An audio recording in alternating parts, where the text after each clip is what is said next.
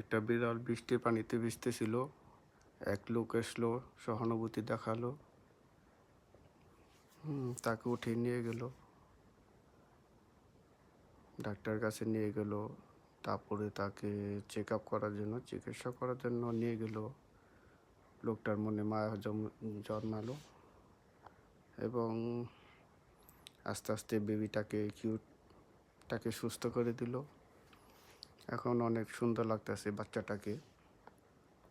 সে বাসায় নিয়ে আসলো বাচ্চাটাকে এবং বাসায় পরিচর্যা করতে রাখলো। তার একটা সঙ্গী পেয়ে গেল, তার মা পেয়ে গেল একটা। ওয়াও! এখন সে ফ্যামিলি মেম্বার হয়ে গেছে। খুব ভালো, সুন্দর লাগলো ভিডিওটা।